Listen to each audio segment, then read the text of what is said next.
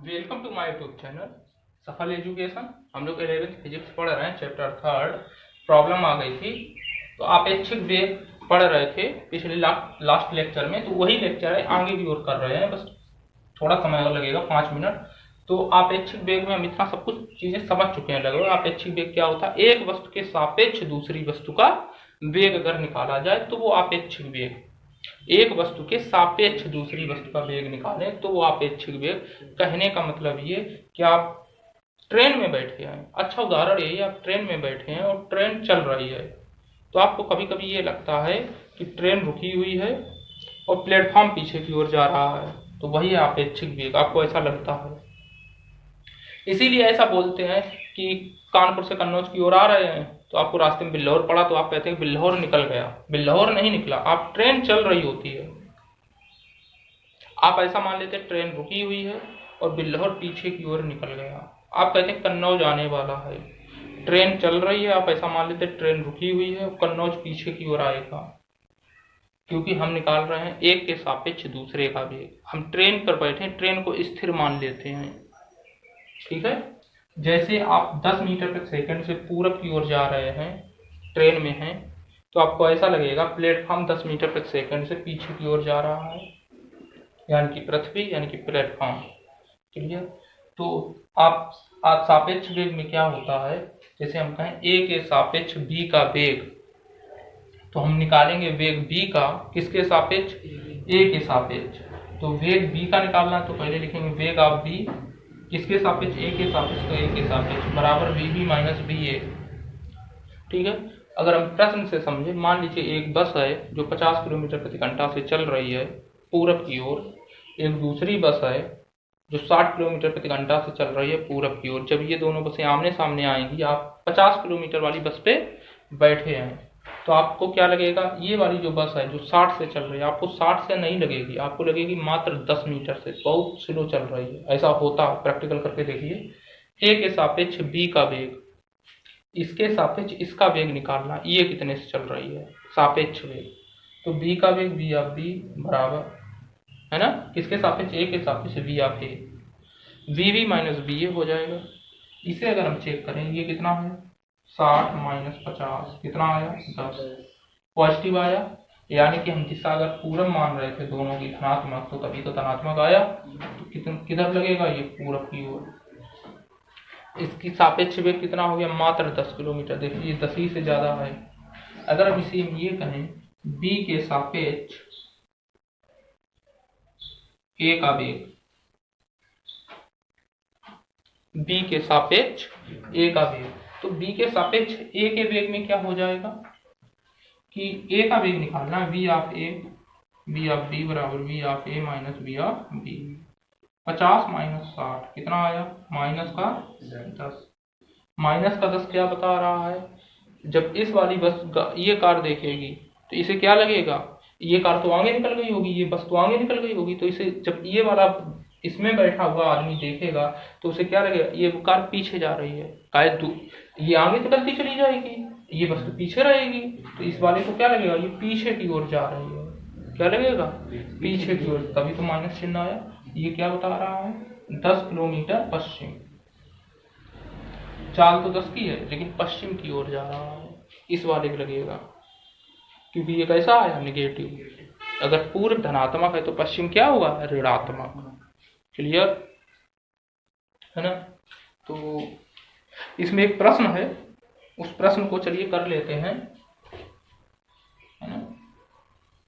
वैसे चीजें काफी हो गई लेकिन खत्म करते हैं आज। प्रश्न ये, एक सीधी सड़क पर एक कार ए है जिसकी चाल है 40 किलोमीटर प्रति घंटा पूरब। एक कार है बी जो 50 किलोमीटर प्रति घंटा से चल रही है, है ना। ये भी है पूर्व। एक कार है सी, ये 60 किलोमीटर प्रति घंटा से चल रही है और इसकी दिशा है पश्चिम। इसकी दिशा क्या है? पश्चिम। क्लियर।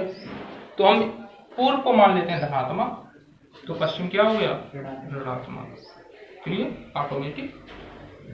हमसे इसमें पूछा गया पहला सवाल, हम चलिए अभी सवालों को सॉल्व करते हैं। ए के सापेक्ष बी का वेग, ए के सापेक्ष बी का वेग, तो बी का वेग निकालना है। v ऑफ बी किसके सापेक्ष, ए के सापेक्ष, तो v ऑफ बी यही होगा माइनस v ऑफ ए।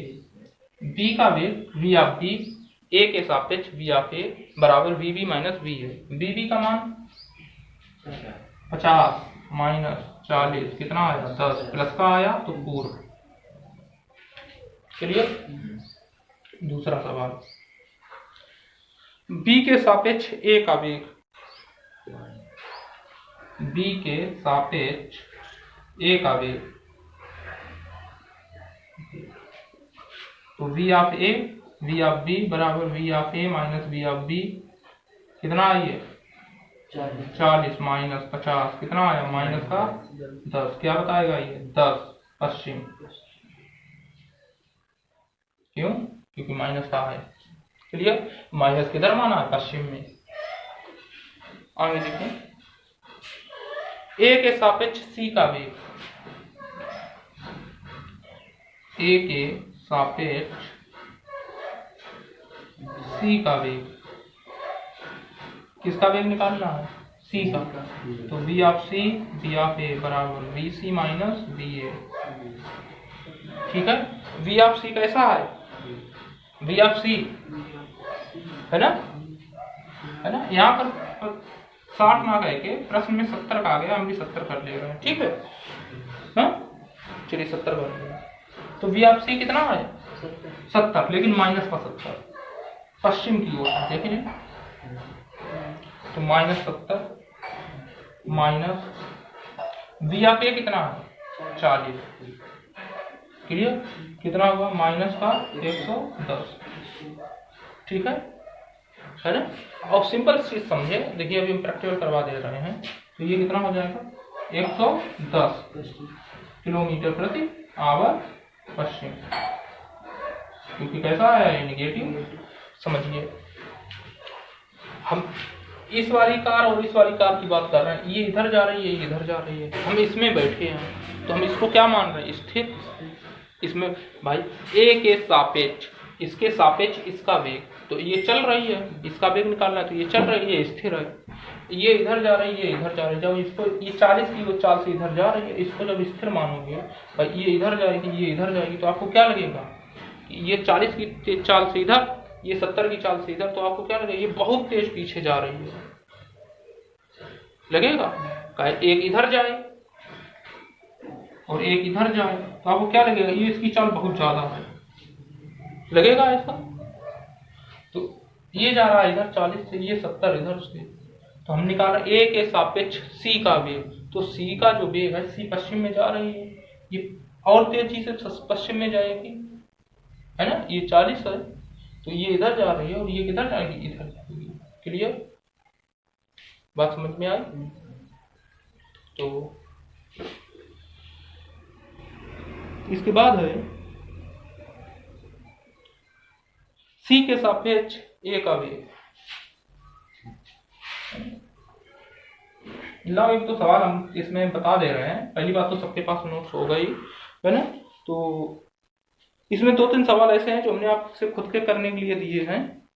ठीक, अगला वाला सवाल जैसे है सी के सापेक्ष ए का वेग, सी के सापेक्ष ए का वेग स्वयं करें।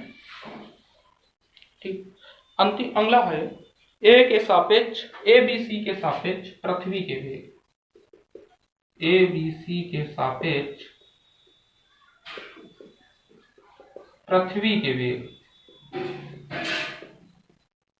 ठीक, तो पहला हम निकालेंगे ए के सापेक्ष पृथ्वी का वेग, ए के सापेक्ष पृथ्वी का वेग। ठीक है ना। तो एक बात अगर आप बात करें, अगर हम ये कहें v ऑफ b a बराबर v of b minus v of a होता है, अगर हम कहें v ऑफ a b बराबर कितना होगा, v of a minus v of b होगा, क्या हम ये कह सकते हैं वी ऑफ बी ए बराबर minus times V of A B? सही बात तो है।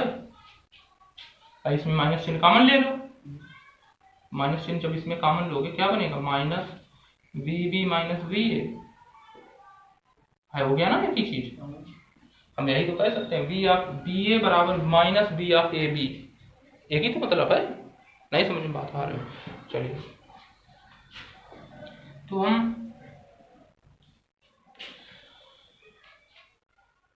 ये बात समझ लें, जैसे वी ऑफ ए बी जो है ये कितने के बराबर होगा? Minus times V of B A, एक ही मतलब है। ठीक है भाई, इसकी वैल्यू क्या है? V A minus V B, इसकी वैल्यू क्या होगी? Minus times V B minus V A, गुणा करो तो माइनस वी बी प्लस का वी ए, यही तो ये लिखा है ना, दोनों बराबर। ठीक, तो ये बराबर होंगे। पृथ्वी किधर से किधर घूमती है? पृथ्वी किधर से किधर घूमती है बताएं? पृथ्वी, हाँ, पृथ्वी किधर से किधर घूमती है?